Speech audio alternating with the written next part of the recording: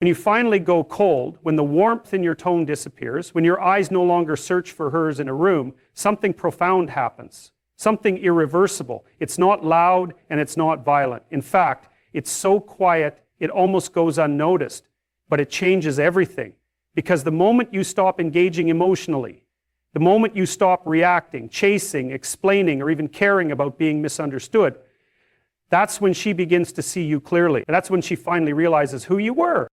See, people don't truly hear you when you're talking all the time. They hear you when you stop. That silence, intentional, composed, grounded, that's the loudest you'll ever speak. It's the end of the emotional rope.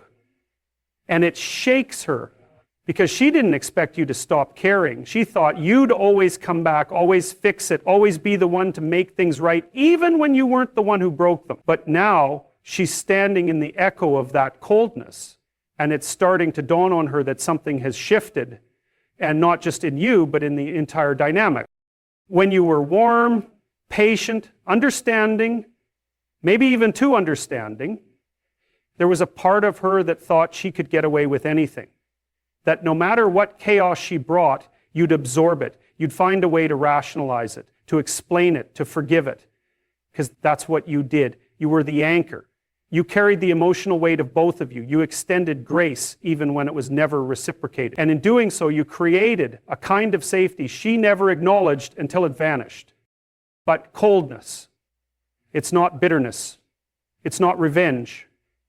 It's the final evolution of emotional exhaustion. It's what happens when a man has nothing left to say, when he's done fighting battles that were never his to begin with, when he's done trying to fix what someone else keeps breaking. That moment, that transformation, it's quiet, but it cuts through everything. Now she's left with the silence, and in that silence, she's forced to sit with the truth of who you were all along, not the version she minimized, criticized, or tried to control, but the version of you that was consistent, steady, emotionally intelligent. The man who showed up over and over again until he couldn't anymore.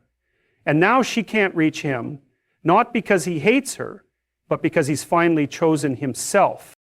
And there's a kind of grief that comes with that realization, not just for the relationship, but for the opportunities she squandered, the trust she abused, the presence she took for granted. Now she sees it because the contrast is undeniable. She remembers how your words used to have warmth, how your presence brought peace, how your leadership brought direction. She remembers the version of you that was emotionally available and invested. And now she can't find him anymore. But here's the hard truth. Emotional coldness isn't something that happens overnight. It's earned, it's built slowly over time through disappointment, through repeated disrespect, through moments when you swallowed your own needs just to keep the peace. You didn't want to become distant. That wasn't the goal. You were willing to fight. You were willing to work. You were willing to heal and grow together. But every time your vulnerability was met with indifference or manipulation, a part of you began to shut down. And when that shutting down is complete, when the warmth is gone, it's almost impossible to reignite it. She may try now. She may panic, reach out, love bomb, apologize. Suddenly remember all your good traits, quote back your own words to you, tell you she finally gets it. But you know better, because this awakening isn't about her anymore. It's about you stepping into the clarity you should have embraced long ago. You don't go cold to hurt someone. You go cold because staying warm was killing you. And here's what matters now. You didn't lose yourself. She just never saw who you really were. And that's the most painful part of all. You were never invisible. You were never weak. You were never unworthy. You were simply trying to love someone who couldn't receive it. And now that love is gone, not because it died, but because it was never truly valued. That's the day she realizes who you were. People often don't realize the depth of what they had until it's no longer there. That's just human nature. It's not necessarily malicious. It's just a kind of blindness we all carry when we assume that something good will always be within reach.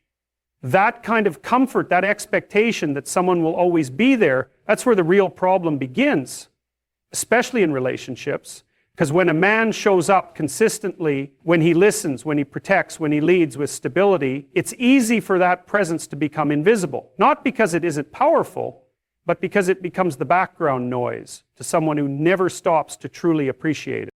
You were there.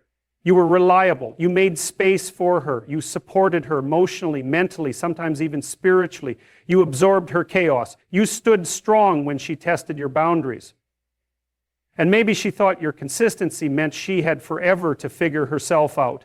Maybe she thought your patience was weakness. Maybe she assumed that no matter how she treated you, you'd stay, that you'd bend, that you'd continue to pour into a cup that never poured back. And when you finally stepped away, when you went cold, only then did she begin to ask herself the questions she should have been asking all along.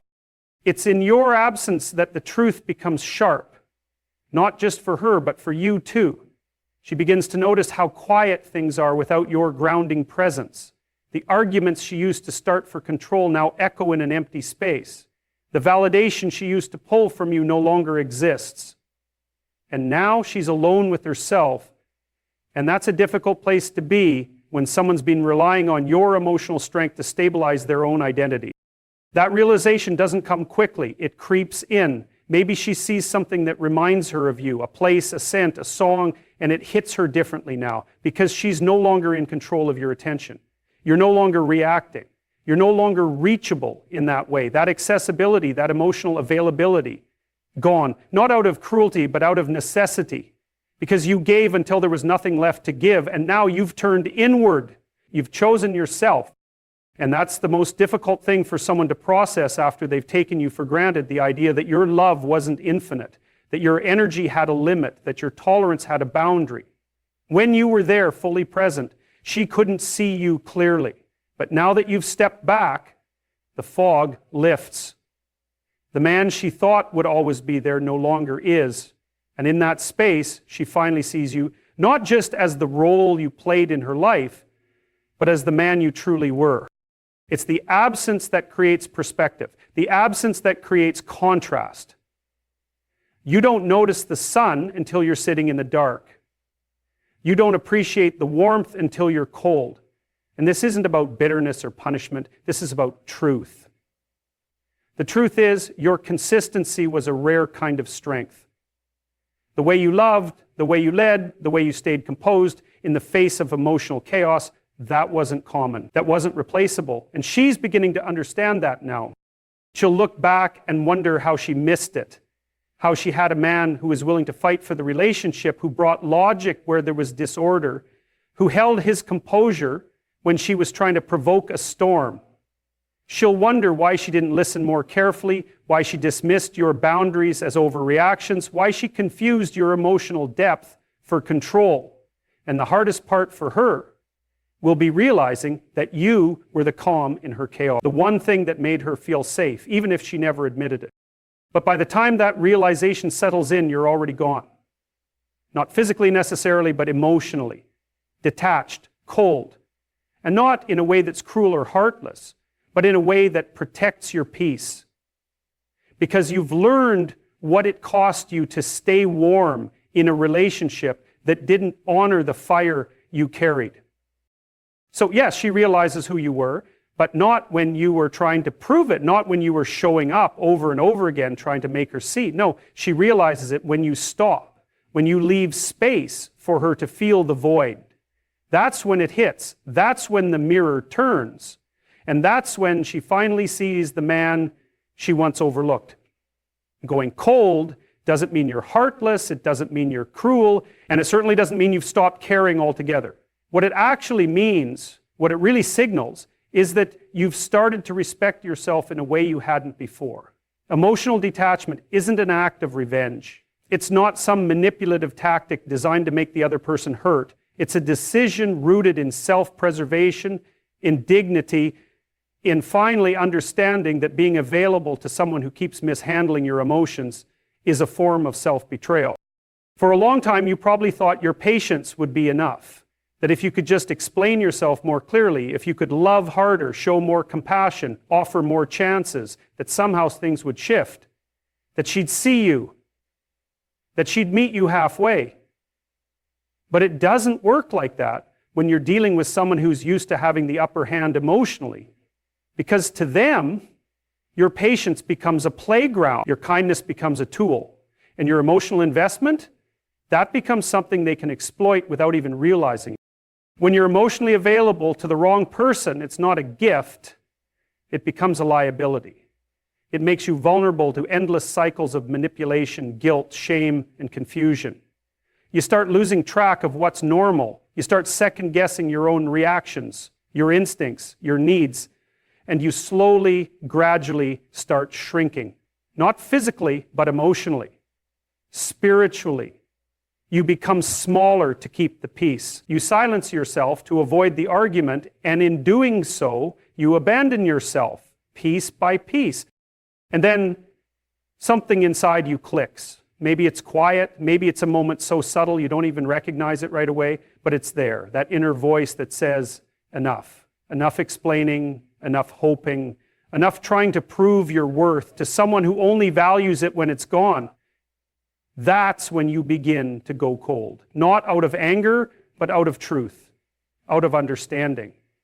Because staying warm in a relationship that burns you is a form of slow death. It's draining and it's unsustainable. And so you pull back, you stop reacting, you stop explaining yourself, you stop offering your energy where it's not appreciated.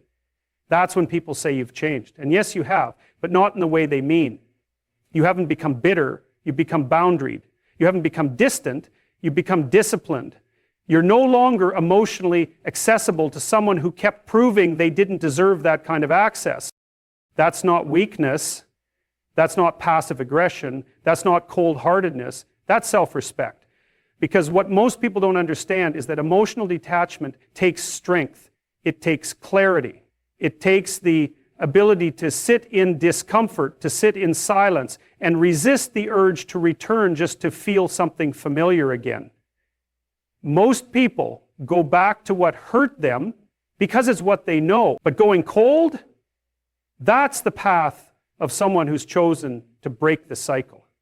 Someone who understands that not every emotional connection is healthy, and not every person is meant to keep having access to your heart. The irony is, the moment you go cold is usually the moment they finally pay attention.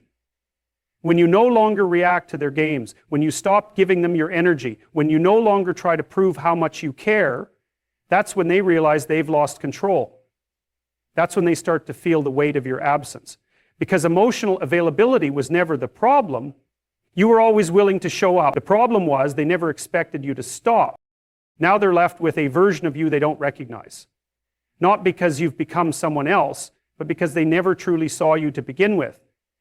They only saw the version of you that accommodated their needs. The version that tolerated the chaos. The version that stayed no matter how much it hurt. But now they see the man who protects his peace, who walks away without drama, who doesn't beg or plead or try to fix what can't be fixed. And that's the shift.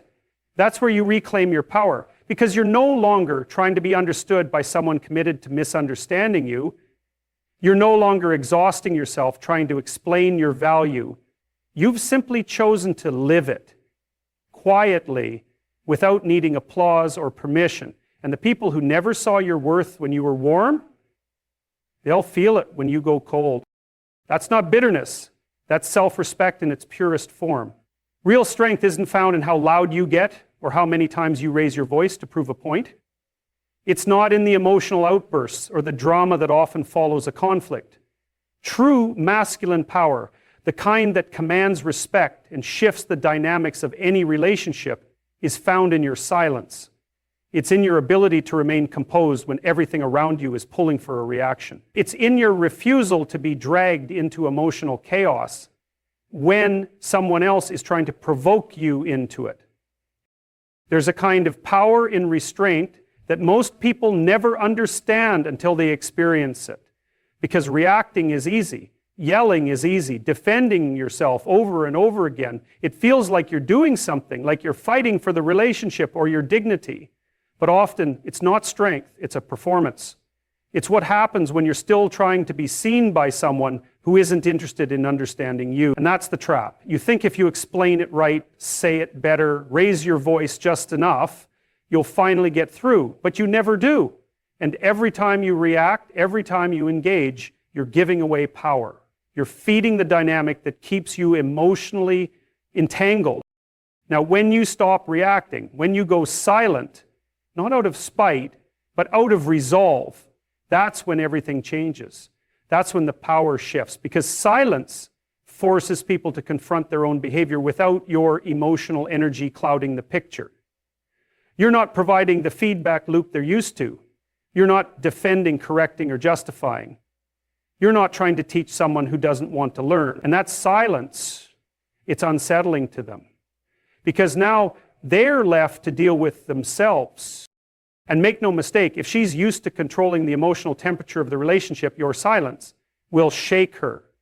Because you've taken back control, not through force, but through stillness. You're not playing the game anymore. You've stepped off the battlefield, and in doing so, you've made it clear that your peace is more important than proving a point.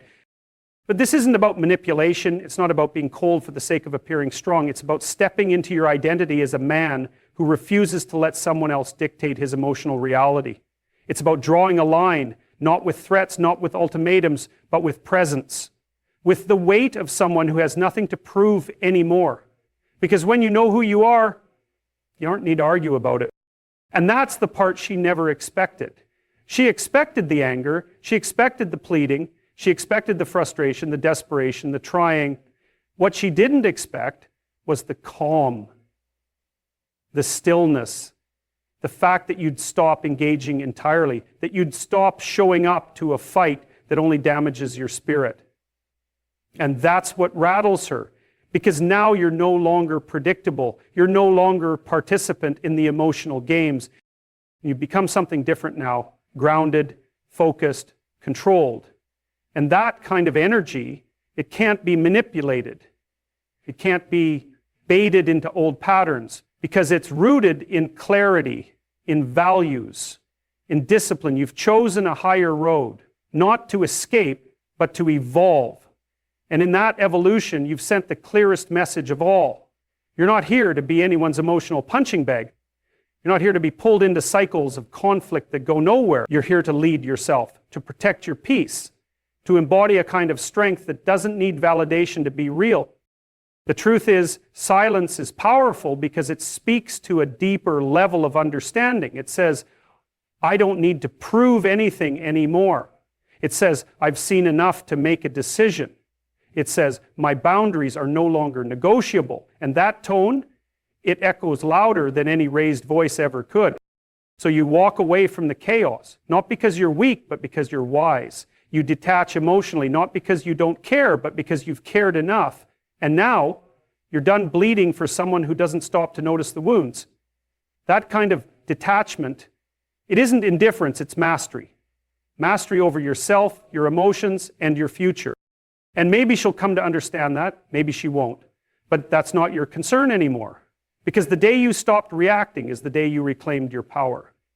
It's a strange thing, how some people only start appreciating what they had once it's no longer accessible. Not because they didn't value it in some abstract way, but because they never truly believed it could be taken away.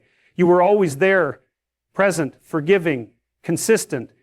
That kind of presence becomes expected. It becomes woven into the background of a person's life so subtly that they stop recognizing its significance. They mistake your loyalty for permanence. They assume your love is unconditional, not in a noble or selfless way, but in a way that makes them believe it comes without consequence. But love isn't unconditional when it's one-sided. Loyalty isn't noble when it's abused.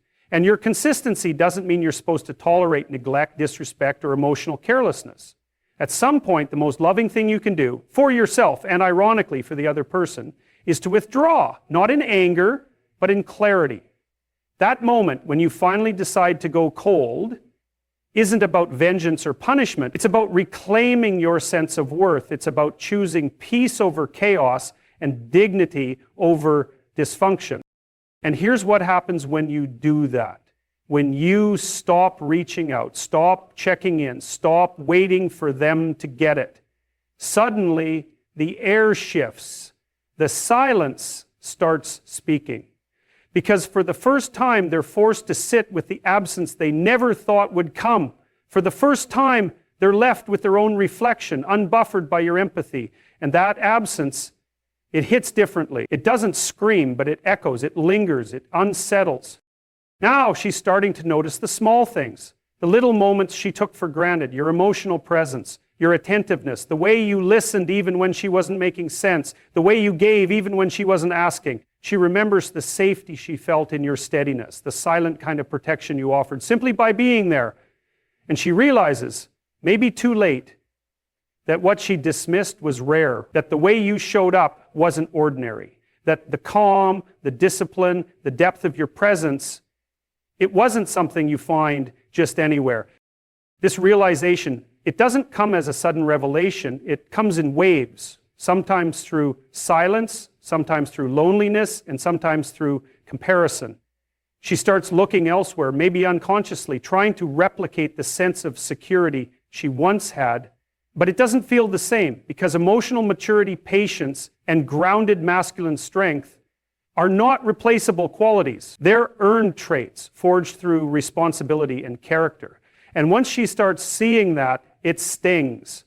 Because now she understands you weren't just a part of her life, you were the foundation she kept ignoring. And it's not just about missing you, it's about what your absence reveals about her. Because when a man like you detaches, it doesn't just leave a gap, it exposes every behavior she thought she could get away with, every word she threw carelessly, every time she tested your limits, every moment she played games thinking you'd always come back. It all comes into sharp focus. Not because you told her off, not because you made some dramatic exit, but because you simply stopped trying. That silence, that calm, it's louder than any confrontation. See, when you stop trying to be understood by someone who never truly listened, you stop giving them the excuse to keep misunderstanding you. You free yourself, and ironically, in doing that, you hold up the mirror, not with accusations, but with absence. You're not just gone, you're unavailable. And there's a difference. Being unavailable means your energy, your patience, your presence, your validation, it's no longer hers to rely on. That's when the regret begins to take shape. That's when she understands who you really were. Not because you told her, but because now she has no access to what she once dismissed. But that understanding, that regret, it's not your burden to carry. You're not responsible for someone else's awakening. You're not obligated to return just because they finally saw the value they overlooked. Your job isn't to be the lesson. They were supposed to recognize it while you were still teaching, not after you left the classroom. You've moved on. Not because you stopped loving, but because you started loving yourself more. You realize that real love isn't about sacrifice without limits. It's not about staying where you're not seen, heard, or valued. It's about building something with someone who meets you in truth, not someone who only sees your worth when they've lost access to it. So that's why going cold is powerful. It's not about playing games, it's about ending them. It's not about hurting someone else, it's about refusing to hurt yourself any longer. And in that stillness, in that final decision, something shifts. You reclaim your power. And she finally sees the man she took for granted.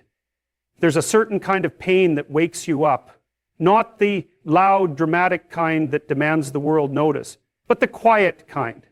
The pain that creeps in after the chaos settles, after the arguments stop, after the door finally closes and you're left sitting in the aftermath of what used to be. That's when it hits her. That's when the full weight of your absence starts to sink in. Not just physically, but emotionally, spiritually. She begins to notice the silence. Not just any silence, but your silence. The kind that doesn't come from anger, but from resolve. The kind that says, I'm done trying to be understood by someone who only hears what they want to hear.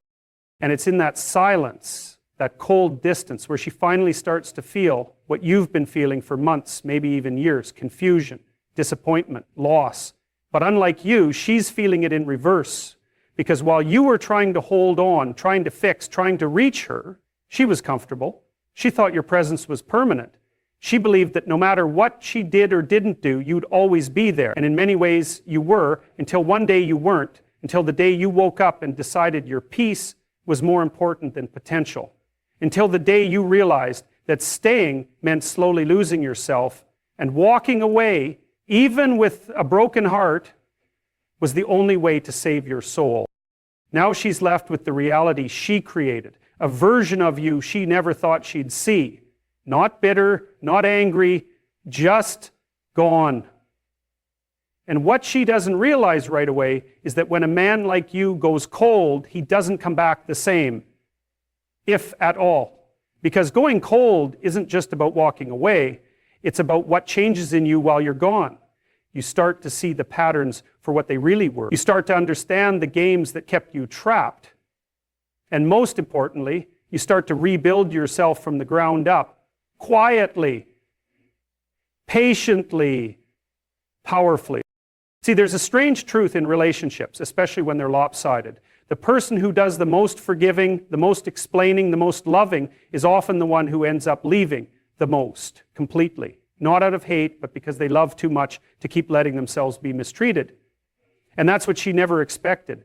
She thought your kindness was weakness. She thought your patience was permission. She mistook your devotion for dependence, but it wasn't. It was love, real, grounded, mature love. The kind of love that doesn't keep score, but also doesn't tolerate disrespect forever. So when you detached, it wasn't a game, it wasn't manipulation, it was the natural consequence of ignoring someone's value for too long.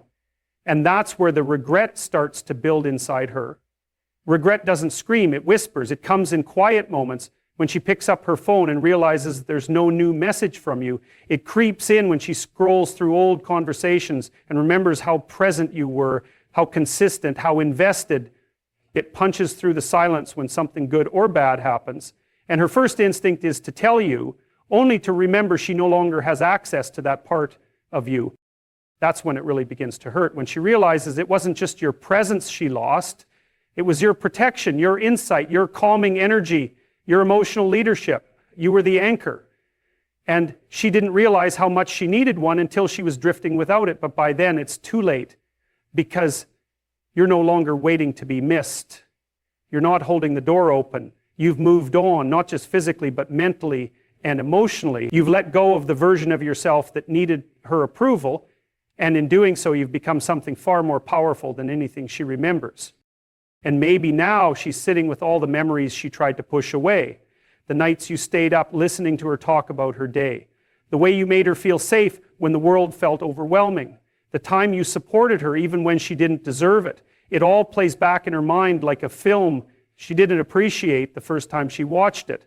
And now, there's no replay button. No second showing. No way to go back to who you were. Because that version of you died the day you decided enough was enough. And the tragic part, she finally sees it. She finally sees you, but not in time to have you. Because by the time she recognizes your value, you're already living in that value. You're already building something new within yourself. And maybe even with someone who sees you now, not later. Someone who doesn't wait for your absence to recognize your presence. And that's the ultimate shift. The man who once gave everything is now the man who gives only to what aligns with his peace, his growth, and his purpose. You've stopped trying to be enough for someone who didn't even know what enough meant. You've stopped showing up for someone who only ever saw your consistency as convenience. And now, your silence, your coldness, your calm, it speaks volumes. It tells the full story. It tells her everything she never bothered to ask. So she sits with her regret, with the realization that what she thought was replaceable wasn't. That what she thought would always be there has moved on. That the man she thought would always come back never did. And that is when she truly understands who you were.